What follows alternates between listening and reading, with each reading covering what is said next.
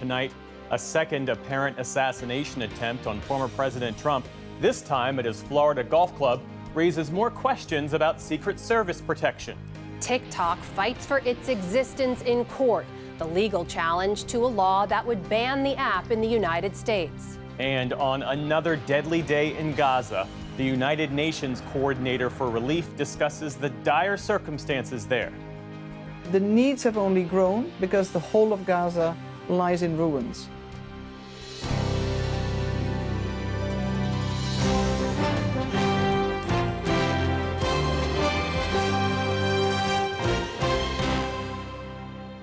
Major funding for the PBS NewsHour has been provided by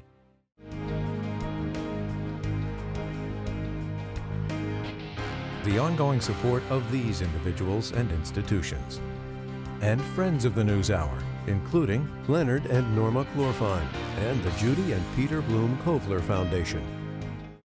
Two retiring executives turn their focus to greyhounds, giving these former race dogs a real chance to win. A Raymond James financial advisor gets to know you, your purpose, and the way you give back. Life well planned.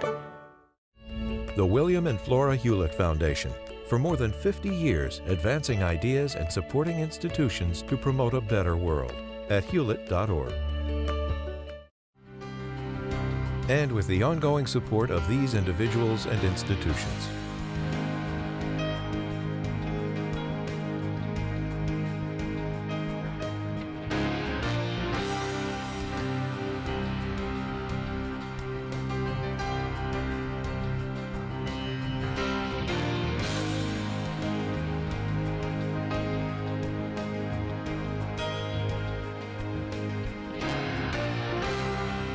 This program was made possible by the Corporation for Public Broadcasting and by contributions to your PBS station from viewers like you. Thank you. Welcome to the NewsHour. The man suspected of trying to assassinate former President Donald Trump while he was golfing has been charged with federal gun crimes. It is the second apparent attempt on the former president's life in just over 2 months, casting an ominous shadow over the 2024 presidential race. Laura Barone-Lopez begins our coverage. An FBI investigation is underway, one day after the U.S. Secret Service thwarted an apparent attempt on Donald Trump's life, just on the other side of these palm trees. Yesterday afternoon, this country was reminded of the heightened and dynamic threat environment the United States Secret Service and its protectees face on a daily basis. It happened while he was playing golf at his own course near Mar-a-Lago. No injuries were reported. Law enforcement remained clustered outside the perimeter throughout the night. In Washington today, President Biden responded to what now appears to be a second assassination attempt against Trump. Thank God the president's okay. The one thing I want to make clear, the service needs more help, and I think the Congress should respond to their needs if they in fact need more services. The Secret Service said an agent had spotted the barrel of a rifle pointed from shrubbery that surrounds the golf course. It was about 300 to 500 yards away from where the former president was playing. The agent immediately opened fire, and Trump was rushed off the course. The gunman dropped his weapon without ever having fired it and fled. The swift action of that agent doing his job, pushing out ahead, sweeping while the president was behind him several hundred yards and several holes away, out of sight from the gunman, did his job, and that was what alerted the detail, and the swift action is what triggered that. On social media last night, Trump credited the Secret Service's, quote, absolutely outstanding job for keeping him safe.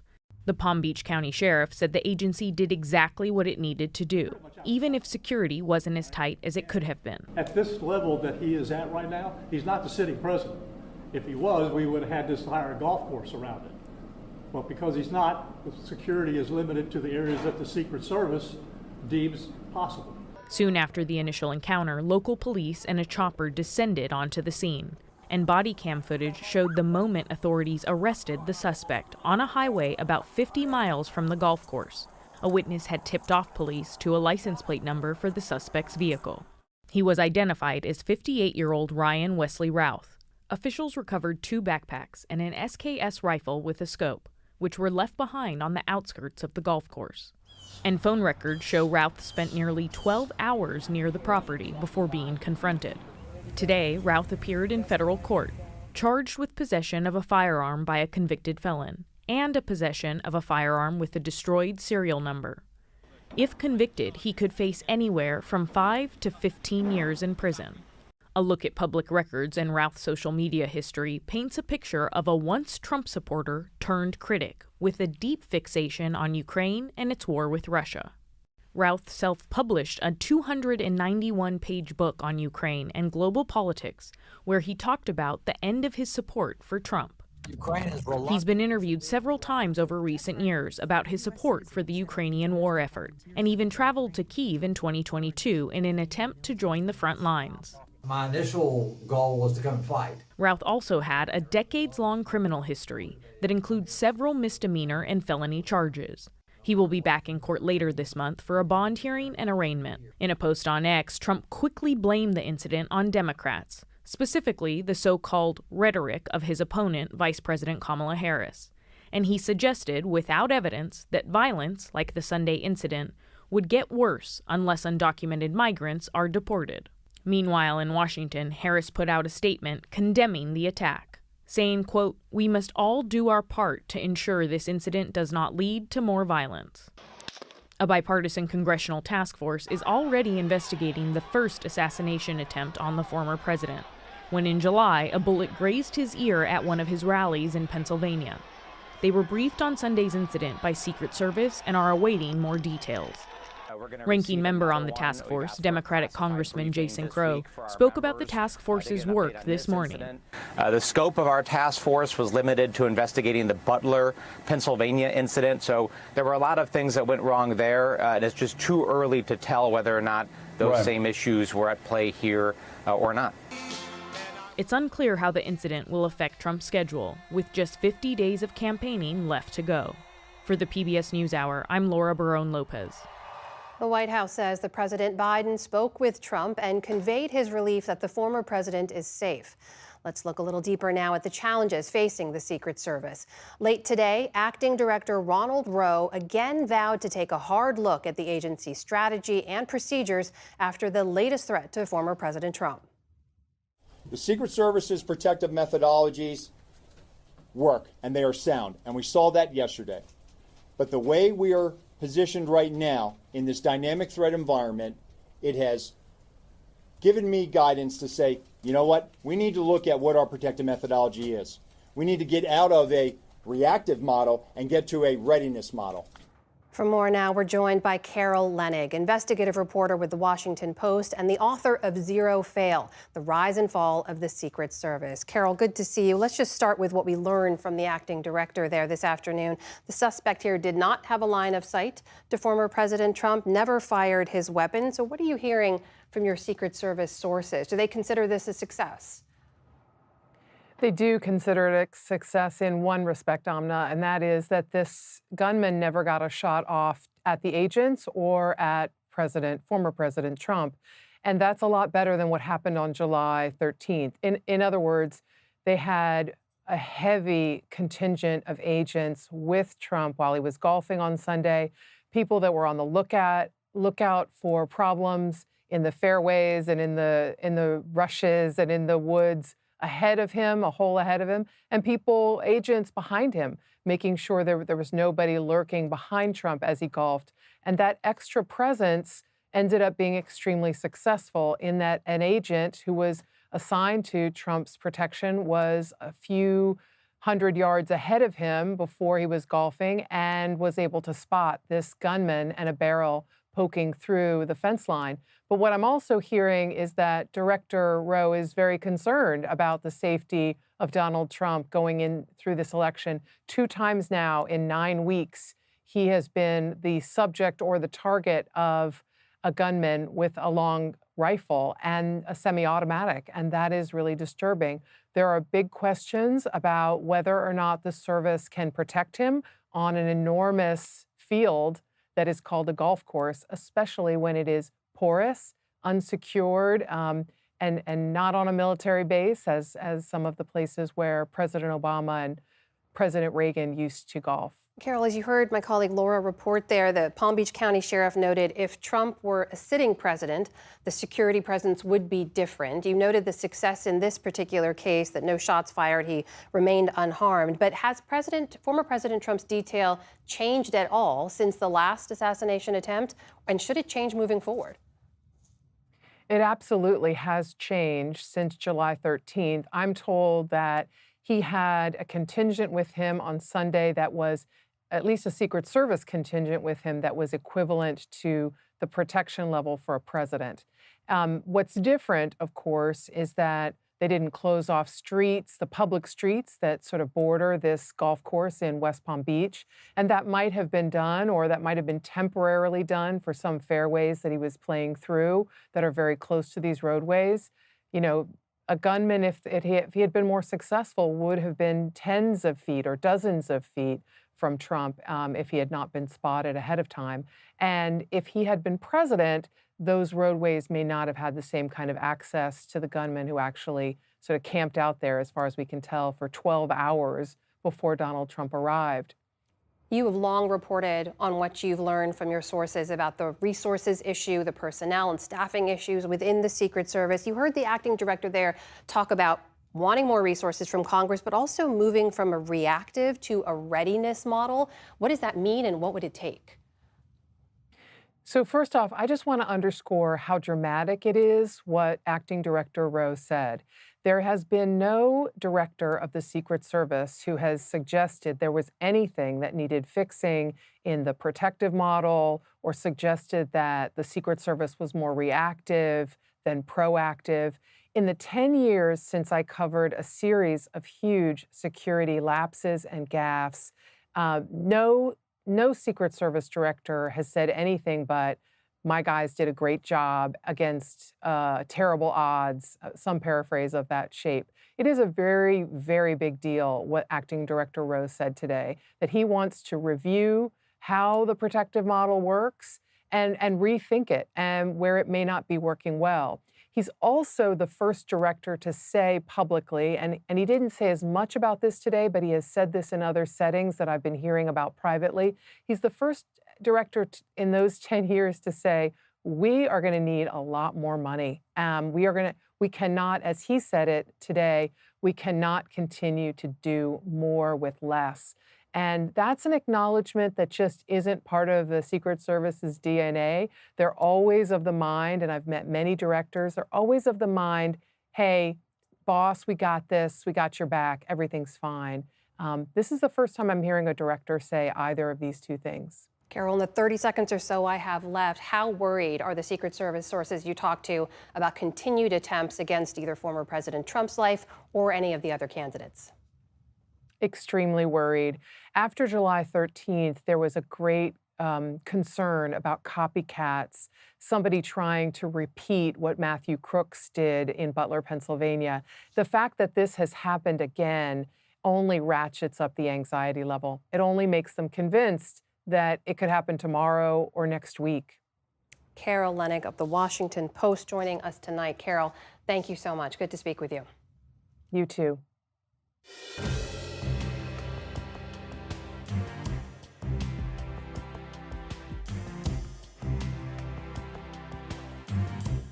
The day's other headlines start in Central Europe, where authorities say at least 16 people have died amid catastrophic flooding. A slow-moving storm system is pounding the region with unrelenting rain. Poland, Slovakia, the Czech Republic, and southern Germany are among the hardest hit.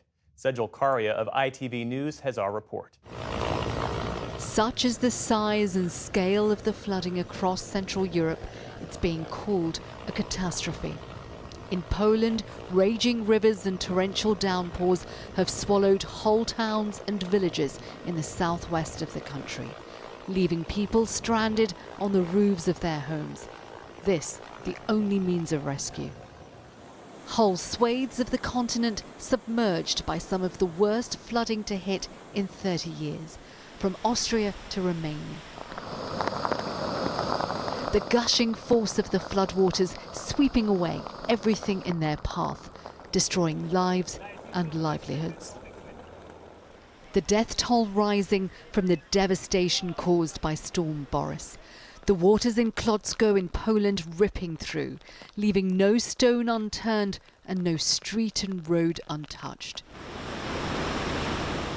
The highest rainfall has been in the Czech Republic, in the town of Jesenik. They spoke of barely believable water levels. The water was rolling in here, this man said. The flooding here is a disaster. It's really terrible.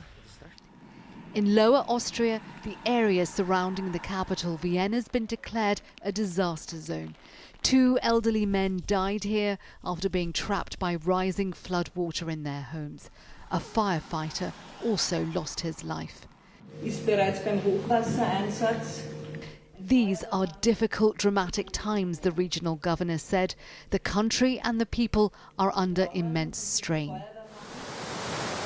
And it could get worse in places before it gets better. More rain is expected today and tomorrow before drier conditions move in. And Storm Boris moves on. Italy next in its path. Sejal Karia, ITV News. Turning now to the Middle East, where Palestinian officials say Israeli airstrikes killed 16 people today across the Gaza Strip. One of the strikes crushed a home and a refugee camp in central Gaza, killing at least 10 people.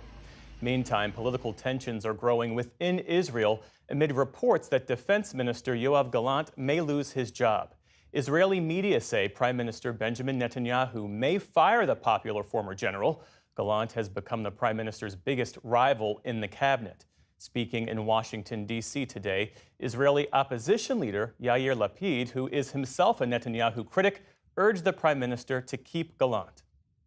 I expect him to run the country better than he does in ways, and I sure hope he will not fire Minister Gallant, who's doing a good job under terrible circumstances.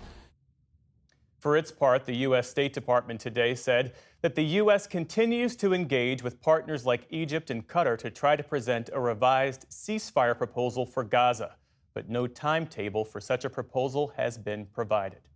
The U.S. State Department has marked the 2-year anniversary of Mahsa Amini's death in Iran to call on the country's new president to do more to protect women. The 22-year-old died after she was arrested by Iran's morality police for allegedly not wearing a headscarf properly.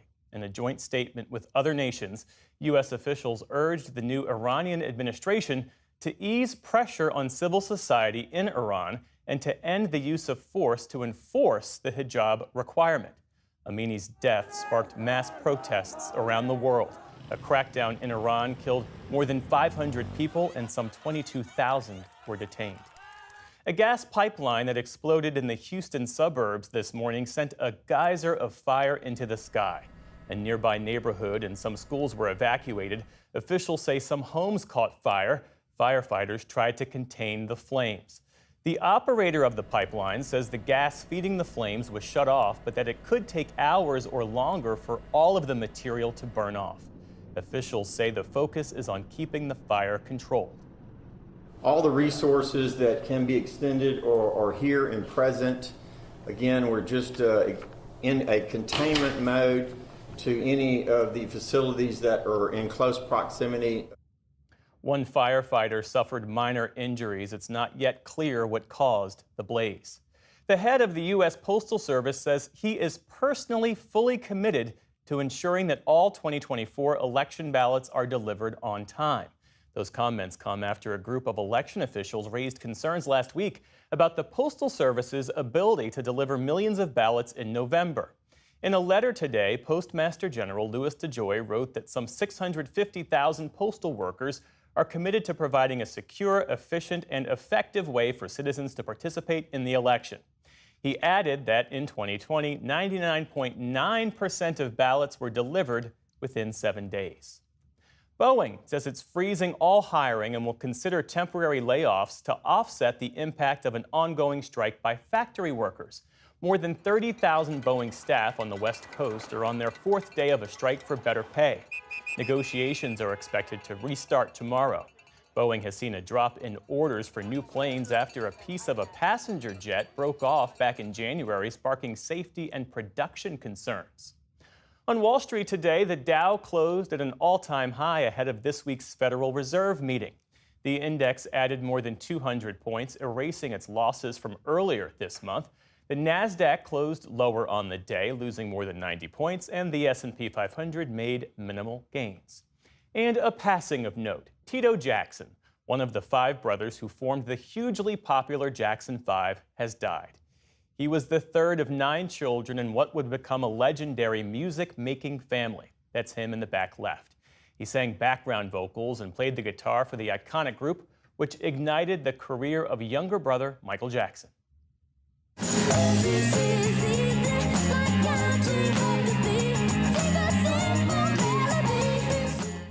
Known for defining hits like ABC and I'll Be There, the Jackson 5 were inducted into the Rock and Roll Hall of Fame in 1997. Tito Jackson was 70 years old.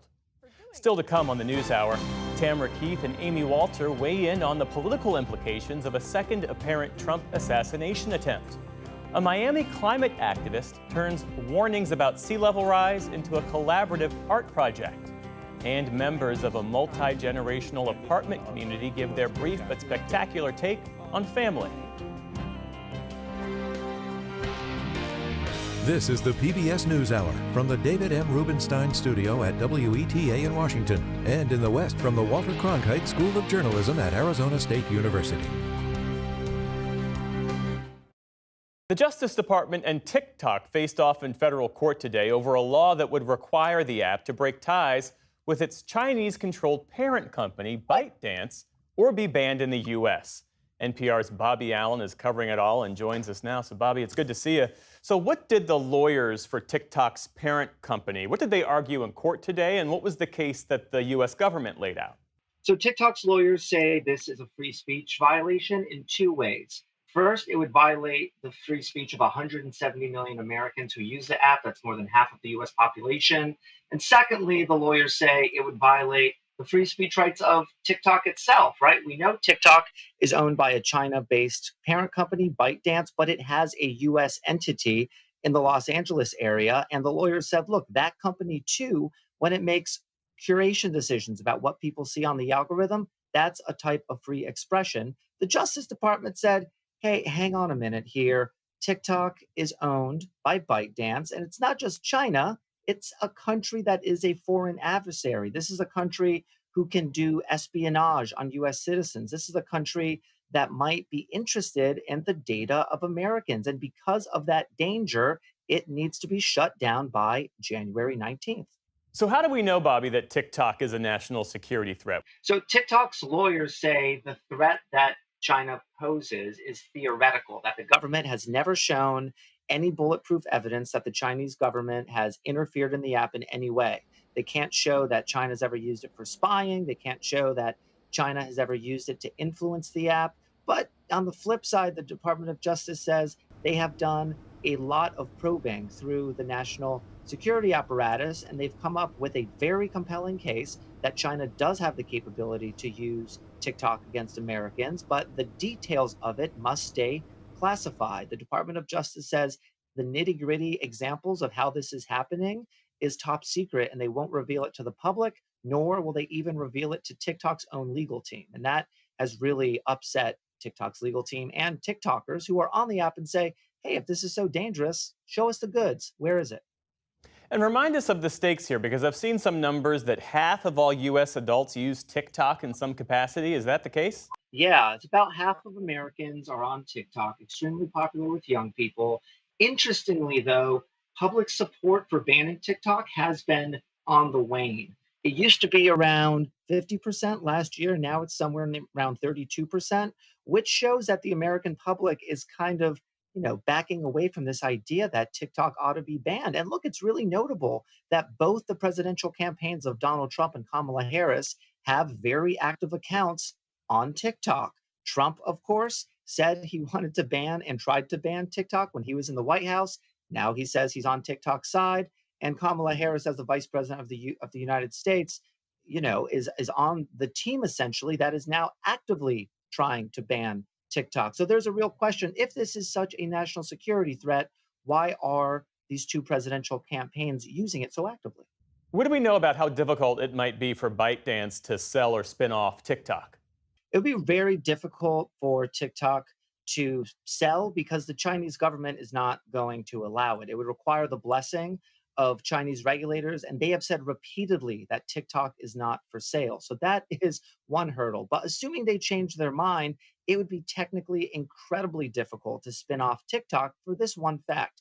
90% of TikTok's users are outside of the US. So imagine that scenario, right? There would be one version of TikTok that would exist in America, and then all these other versions around the world that technically would be competing with the American version. It would be a real disaster from a business perspective. And TikTok has said repeatedly, it's just not feasible. So to them, this is not a divest or ban proposal. It is just a ban. So if TikTok loses this case, if they are ultimately unsuccessful, what does the future of this app look like in this country and for the people who've built careers as content creators mainly on TikTok? Yeah, if this ban is upheld, as soon as January 19th, there's going to be a big crackdown. The app will be kicked out of Google and Apple's App Store. It's no longer going to receive software updates. It's going to die a slow death, and eventually it's not going to be usable at all on any devices within America. And doing business with TikTok would become a crime that is prosecutable under the law. So this is a very high stakes, very serious legal situation that TikTok finds itself in. So lots of uncertainty around this case. Do we know what happens next? We do. So by December, we should be getting a decision from these 3 judges on this appeals court in Washington. Either side can appeal for the whole appeals court to listen, and then ultimately it can be appealed to the U.S. Supreme Court, which may have the ultimate say as to whether TikTok survives in the U.S. or not. NPR's Bobby Allen. Bobby, thanks as always. Thanks, Jeff.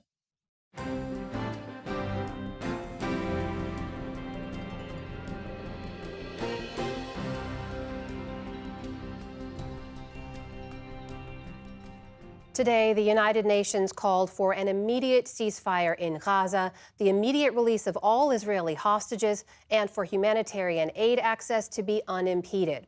Nick Schifrin speaks to the head of the UN's humanitarian effort in Gaza. Sigrid Kaag is a Dutch politician, a former first deputy prime minister, and diplomat with years of experience at the UN and throughout the Middle East. She is now the UN's senior humanitarian and reconstruction coordinator for Gaza. She's visited Gaza often since taking over the job earlier this year, and today briefed the Security Council. Sigrid Kaag, thanks very much. Welcome to the NewsHour. In that briefing to the Security Council today, you said the war had, quote, turned Gaza into the abyss.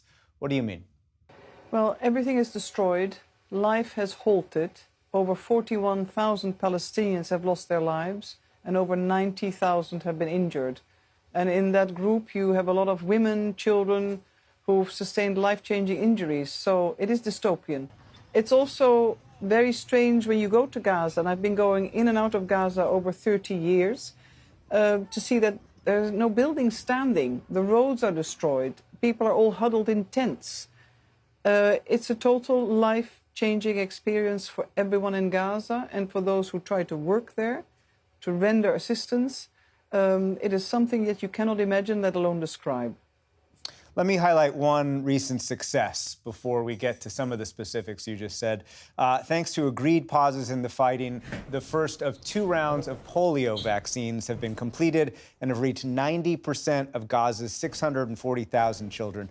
How have the World Health Organization, UNICEF, and UNRWA managed to do that in the middle of a war zone? Well, this basically is because they agreed and worked closely with the Israeli Defense Forces.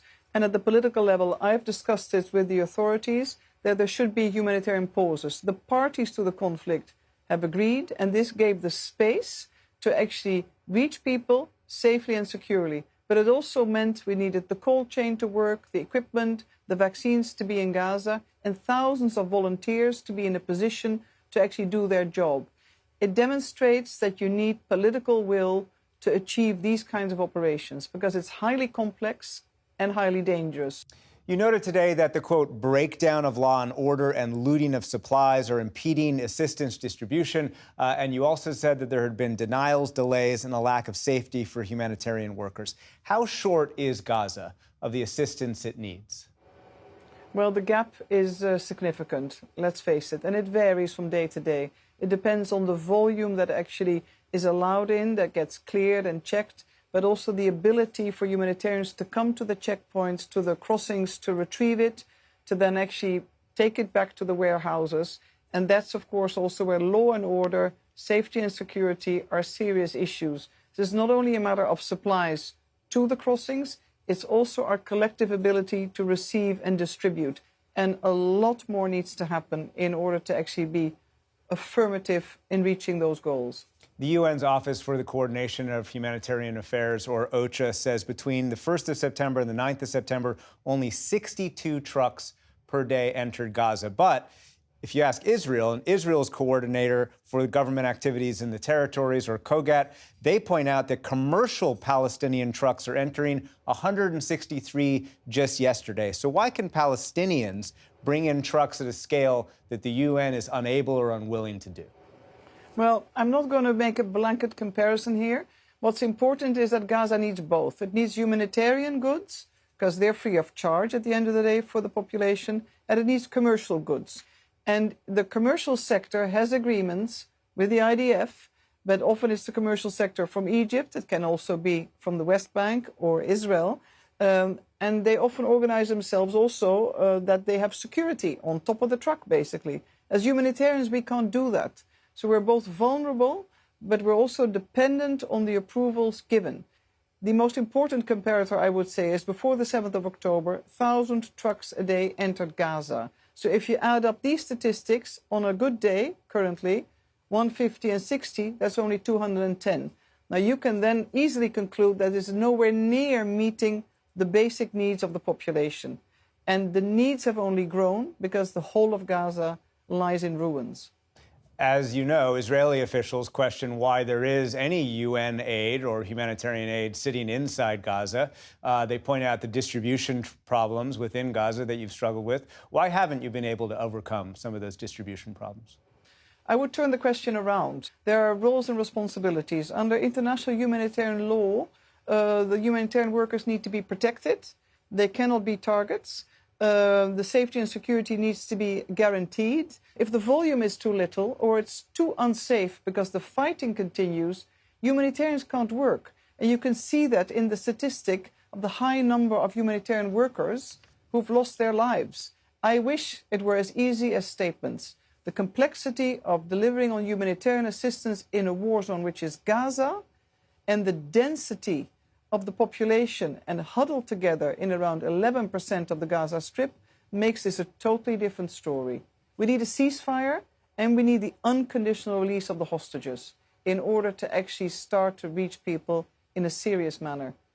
Just last week, there were strikes on a UN school turned shelter and on tents in the humanitarian zone Al-Mawasi that Palestinians say killed as many as 40 people. Israel says in both cases, the targets were members of Hamas, senior members of Hamas in the case of Al-Mawasi. Do you believe Hamas is using UN schools turned shelters as well as the humanitarian zone as shields for their militant activities? Do you believe these strikes were justified?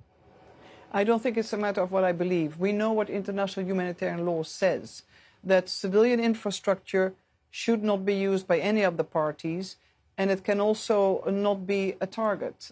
We always need to be mindful of the protection of civilians and the proportionality in the conduct of war. I'm not in Gaza right now, and I'm not an investigator.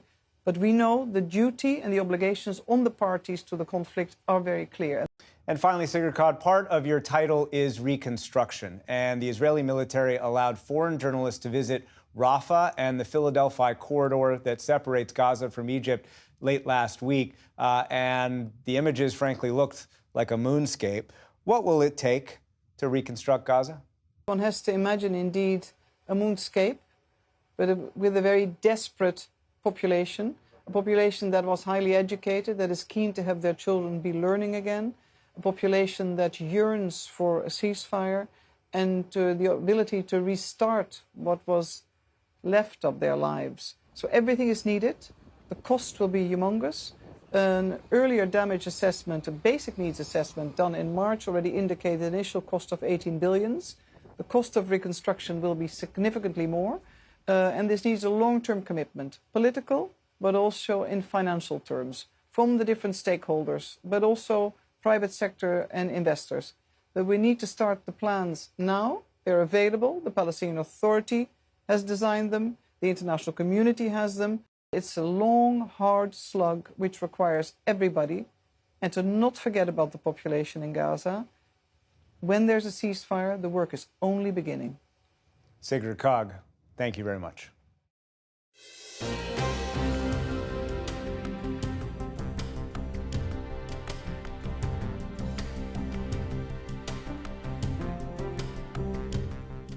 Let's return now to the apparent assassination attempt on former President Donald Trump and the potential political fallout. For that, we're joined by our Politics Monday duo. That is Amy Walter of the Cook Political Report with Amy Walter and Tamara Keith of NPR. Great to see you both. Hello, good to be here. So now the second apparent attempt on Mr. Trump's life in just the past few months. We should note President Biden, Vice President Harris, Governor Walz have all condemned the violence. Mr. Trump is placing blame squarely on Democrats now. Earlier on to Fox Digital, he said this about the shooter, quote, he, the shooter, believed the rhetoric of Biden and Harris and he acted on it. Their rhetoric is causing me to be shot at. Tam, there was a moment, a brief moment after the first attempt on his life in which it felt like politics was paused for just a moment. There's really none of that now. Have we grown numb to this violence? Well, it was a very brief pause. As the Republican National Convention was starting, there was this question, is former President Trump going to tone down his rhetoric? Yeah. Are Democrats toning down their rhetoric? Are Republicans doing it at the convention themselves? There was some of that. It did not last long. It was very brief. This time, it does feel different. I think that the campaigns are treating it differently. Obviously, former President Trump is treating it differently. Partially, that's because the suspect didn't fire a shot. This was, although a close call, although an assassination attempt, and that's the way it's being treated by law enforcement, it was not, there wasn't a video of violence happening. Right. And I think part of that, there is less shock this time than there was last time. And I think that the political response is different. For instance, after the first assassination attempt, the Harris campaign immediately said, we're pulling all our ads down. No one's pulling ads down right now. Right. This campaign is 50 days, the election is 50 days away, and there just wasn't a beat. There wasn't a pause. Yeah, we we were polling right at the end of July. So basically 2 weeks after the shooting in Butler happened. And we were asking folks a lot of these same questions about who do you blame for this? Or should Democrats, I think we said specifically, is there rhetoric? We asked specifically about the rhetoric about extremism to blame for this assassination attempt. And Americans were divided 50-50. And what's interesting to me is they were divided 50-50 regardless of party identification. Usually, that is such a partisan question, right? Do you think Democrats are responsible for this? But I think part of the reason it was so evenly divided was that you didn't see the participation of either Trump or Democrats in this conversation. It was very much of we're talking about this person specifically who took the shot at Donald Trump. We are not making this into a political issue. Donald Trump did not make it as blatantly political as he is right now. So I would expect that we will see voters kind of follow where the politics go on this. The other sad and sadly predictable thing in this poll is we asked people whether they have concerns for political violence continuing. So this is at the end of July. What do we think political violence will look like going into November? 86% said they expected this. 86%. Yes, and post-election as well. And only 20-something% said they were shocked that something like this could happen. That echoes what we hear from law enforcement and national security sources as well. Meanwhile, speaking of political rhetoric, we should point out that the vice presidential candidate on the Republican side, J.D. Vance, continues to repeat baseless claims about the Haitian immigrant population in Ohio. He was asked about it this weekend on CNN by Dana Bash, and this was their exchange. Take a look.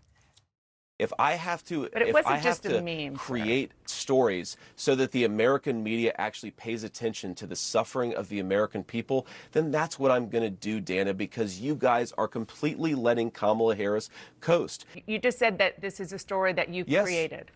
So the eating dogs and cats thing is not We are accurate. creating, Dana, it comes from firsthand accounts from my constituents. I say that we're creating a story, meaning we're creating the American media focusing on it.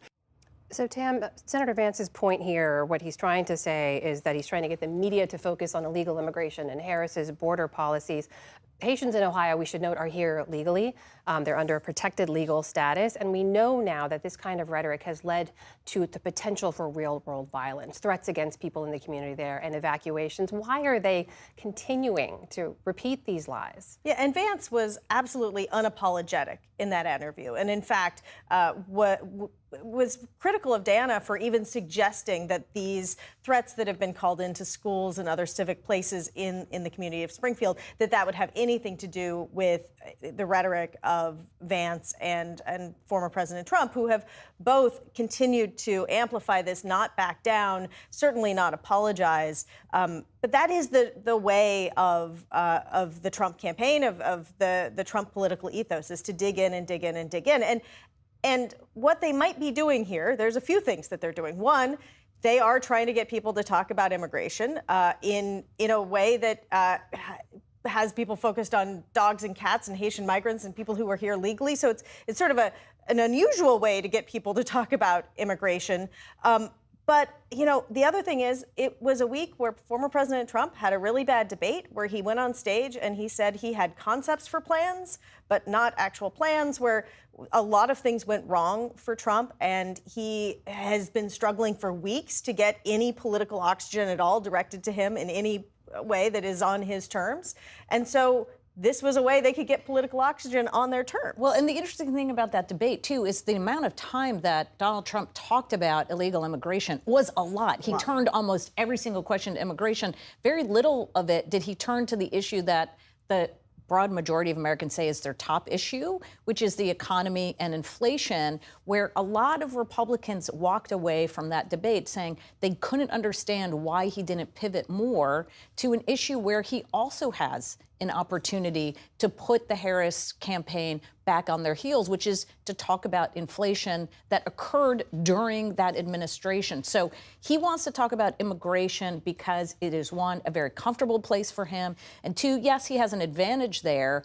And the other thing that Vance said that I think is important, by focusing on the media, saying it's the media that's giving Harris a pass, trying to do both things, shame the media and also try to shame the Harris campaign into doing more of these sort of sit-down interviews. The other thing is that the Trump theory of the case, the way he is going to win this race, if he is going to win this race, is by juicing his base, by getting his base excited, by reaching out to the very voters who got him into office. That's who they're messaging to. That's who they're messaging to. They're not trying to win swing voters with this message. This is all about the base. Before I let you go, Amy, I need to ask you about a recent Cook Political Report move when it comes to the Senate map. We know Democrats are on the back foot defending incumbents in red states. You and your colleagues just moved one of those races, Montana, from a toss-up to lean Republican. Why and what could that mean for Senate control? Yeah, so Montana is the weakest link, so to speak, for Democrats in trying to control their very narrow Senate majority. What we know about Montana, it's the most Republican state after West Virginia that Democrats hold. And Jon Tester, the incumbent, was able to hold on. He's been there since 2006, in part because he was able to rise above partisanship. He wasn't as associated with the National Democratic brand. That's getting harder and harder to do in this era. He has a very strong opponent, probably the strongest opponent that he's ever had. And polling showing that, he is running behind not just where a Democrat needs to be to win, but running behind his Republican opponent. And so this is one of, as Montana goes, likely so goes the Senate. And so if Democrats are unable to hold on to Montana, even if they win the White House, holding on to the Senate becomes incredibly difficult, if not really impossible. Amy Walter, Tamara Keith, always good to start our week off with you both. Thank you so much. Thank you.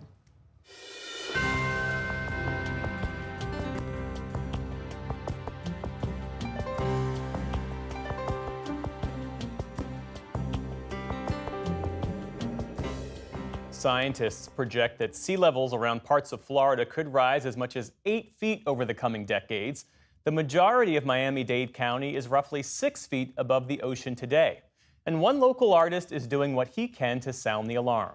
Jeffrey Brown reports from Miami for our ongoing coverage of the intersection of art and climate change and our series, Canvas. You're at 10 feet, you're at 5 feet, you're at 8 feet, you are at 4 feet.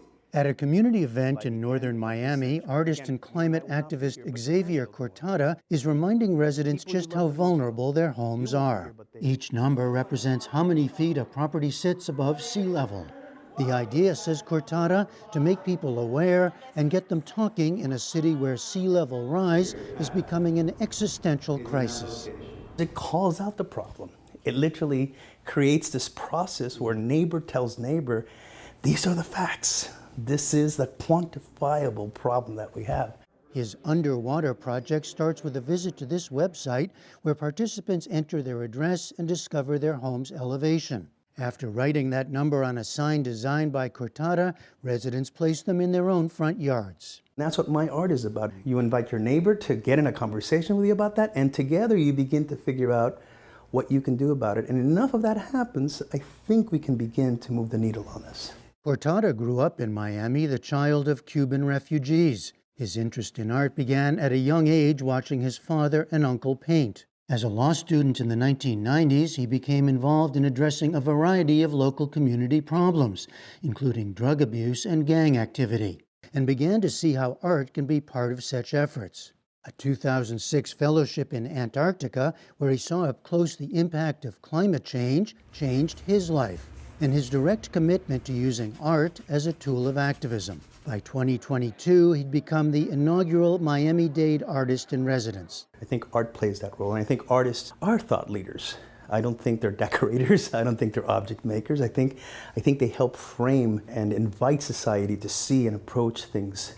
A painter, sculptor, and University of Miami professor, his objects tell a story of rising seas, as with these concrete elevation sculptures, which he places in public parks across Miami. Always, he wants to reach people where they are. I think that's the kind of area where Xavier's work is really important.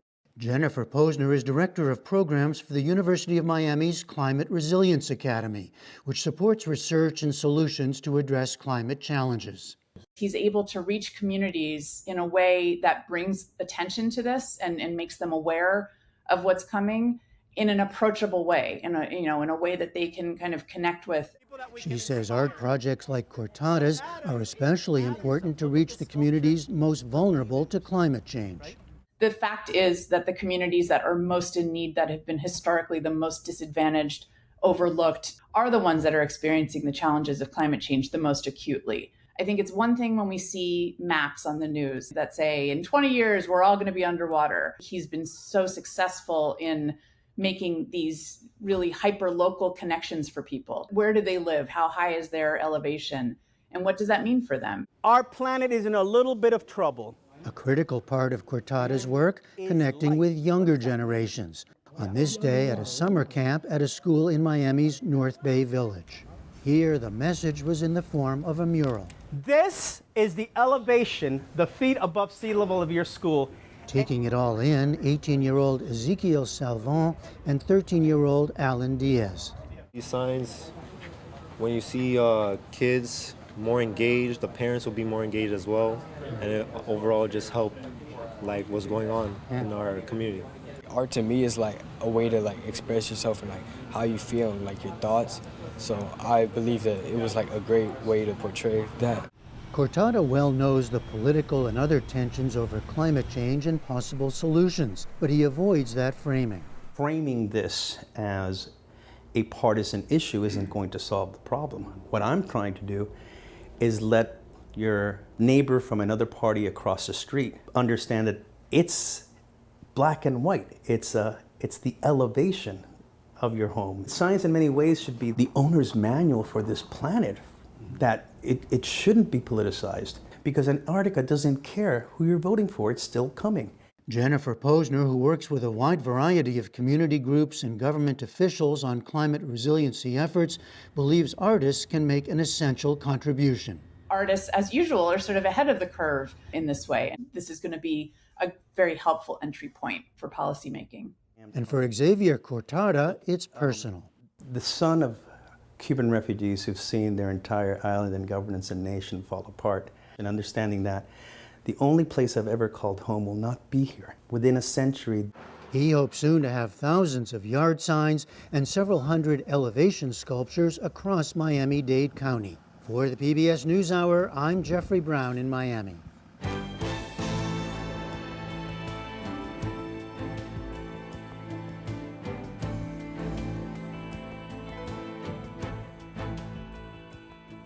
Older adults will soon outnumber children on a global scale. So in a new series, our brief but spectacular team is exploring our evolving beliefs about age. Tonight, we bring you the story of Bridge Meadows, an innovative multi-generational housing community in Oregon that builds connections between foster youth, their families, and elders. Here now are 3 generations of Bridge Meadows residents on how living in this vibrant community has transformed their lives for the better. When they told us about this place, literally, we were both kind of looking at each other like, is that real? They're not right here, then. I've been living here in Bridge Meadows for 7 years. Grandma Kathy takes care of me and my brother when my parents are away. I still remember the first time they called me Grandma Kathy. Bridge Meadows is an intergenerational living space where we have children that have come out of foster homes, and then we have elders. My husband had just passed away in 2016. We didn't have the income, and so I had signed up for low-income housing. They told me about Bridge Meadows. Bridge Meadows gave me the opportunity to come into other people's lives. We're all set up here in a little semicircle. When we got married, we initially were very clear with each other we wanted to be parents. Of course, we ran into, issues, fertility stuff and that kind of thing. And then I was like, hey, we got an extra room, we got space, we are a good couple, and we have love to give, and this community needs us. At this point, we've fostered 14 kids in total over the course of a number of years, and adopted 2. My name is Victor and I'm 9 years old. This is my brother Cam. My name is Cam. I'm going into 2nd grade. When you're in the mix, when you're being a foster parent and doing all the day-to-day stuff, you don't always have the supports. Grandma Kathy is a member of our community that we met early on after moving here. Victor was this little guy just running around, just full of energy. I was holding Cam, and he was a baby at the time. I just looked into his eyes and I just fell in love with him. She helps us when we need a little break. She is the biggest hearted person that you can imagine. Part of the design is for me to provide support for other families. The intentionality of the place means that there's always that understanding that we're all here to connect with each other. If ever you need that connection, it's there for you. Our elder neighbors are dealing with elder issues. We have a community support specialist that their specific focus is to make sure that the elders in our community are being as well served as the families and the children. So that means if they need a ride to a doctor visit, that can be provided for them. Well, I have 8 of my own grandchildren, and I'm so far away from them that I don't get to see them. And these little boys, they are just so special, and I'm just proud to be their grandma. It's been transformative for our kids. My name is Brian Parker. My name is Josie Parker. And this is our brief but spectacular take on family. And you can watch all of the stories in our brief but spectacular series on aging online at pbs.org/newshour. And join us again here tomorrow night when we'll kick off a series of reports on controversial efforts to mine the ocean floor. And that is the NewsHour for tonight. I'm Amna Nawaz. And I'm Jeff Bennett. For all of us here at the PBS NewsHour, thanks for spending part of your evening with us. Major funding for the PBS NewsHour has been provided by On an American Cruise Line's journey, travelers experience the maritime heritage and culture of the Maine coast and New England islands. Our fleet of small cruise ships explore American landscapes, seaside villages, and historic harbors, where you can experience local customs and cuisine. American Cruise Lines, proud sponsor of PBS NewsHour. At BDO, I feel like a true individual. People value me for me. They care about what I want, my needs, my career path. I matter here.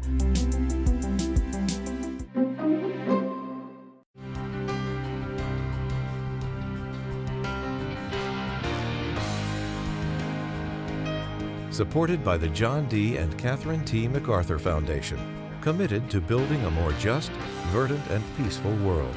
More information at macfound.org. And with the ongoing support of these institutions.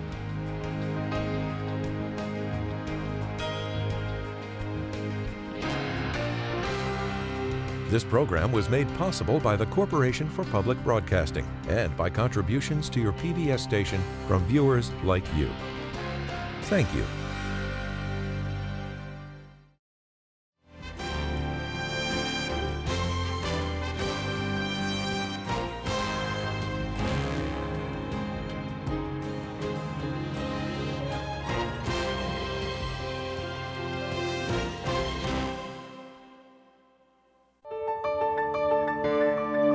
You're watching PBS.